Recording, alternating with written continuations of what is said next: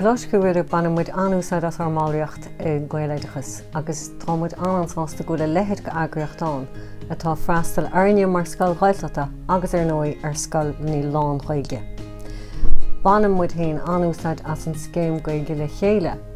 Go dtí seo is Scoil murder muid is Scoil Gaeltachta muide, Scoil bheag Gaeltachta muide, agus ceann de na rudaí a charaíonn an Ghaeilge go chur chun ná go mbeadh deis ag árgóid scoileirí measca le scoileirí eile as Gaeltachtaí eile fad na tíre. Go dtí seo thug muid cuairt ar rá cairn agus bhí deis againn cuairt ar bhliain agus iar-bhunscoil tríd scéim seo atá Gaeloideachas, rinne árgóid scoileirí agus scoileirí na scoilní eile, céilí le chéile, dalsa le chéile, spórt le chéile agus ceol le chéile. Agus bhí siad ag timpeallacht sóisialta, ag castal na chéile, ag labhairt an gnáthanga bailí atá acu, gan fucht gan fatís, gan náide agus le bród.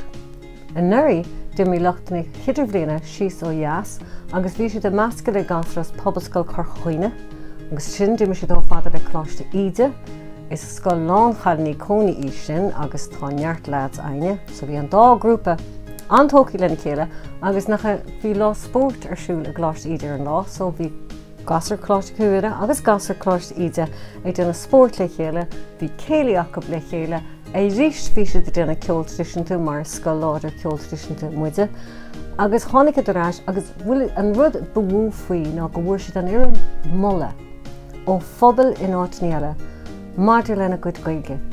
Thó nádartha is a bhíse, thó deas is a bhíse, dégurí a chluisteáil ag labhairt Gaeilge nuair nach ar muintir bethart ná aon den arála bugadaí sé dhéanana. Mar an scéim sin, níl is agam an mechan fiúntas céine le Gaeloideachas ach go rámuid ag caint agus ag plé le scoilní eile. Fiú anseo a Conamara. Dúsáid muid an scéim Gaeilge le chéile le scoilní thuirt le chéile, le bonscoilní thuirt le chéile, linne agus muide duna rudaí ar nó spórt, ceart lena léthaireachta, ceart lena scríbhneoireachta, tá go leor scéimeanna a bhfuil Gaeloideachas cinál mar inspráid leis, mar go mailann siad duna go spreag an Gaeloideachas muid le bheith ag obair le chéile. Mar in áiríre mar bhfuil muid sásta bheith obair le dégurí eile agus le scoileirí óga cén todhchaí bhés i gotanga. Ná tá áard bheas againn ar Gaelscoilní achas dóigh go gahammuide mar Scoil Gaeltachta a bheith ag smaoinemh ar an áitin a bhfuil muid féin agus an tábhacht amhainint le Gaeilge in san ceantar seo. Táid mar chuid gan scéim aitheantas mar Scoil Gaeltachta agus cabhraíonn se go mórlinn an taceocht a anmuid ó Gaeloideachas agus an abhcóideacht i dhéanaan Gaeloideachas ar sanse le palatóirí, le rialtas, le eagraíochtaí eile stáite leis na meáin agus ar nói le Mhuire.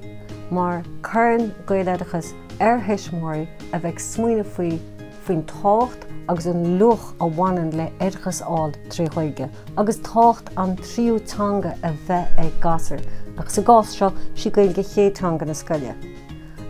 Agus feiceann na Mhuire sílam na buntáistí fad síl a bhaineann le Gaeilge i dtíobh cuasaí oidhreachas, cuasaí fostaíochta, cuasaí cultúr agus cuasaí meabhrtháinte.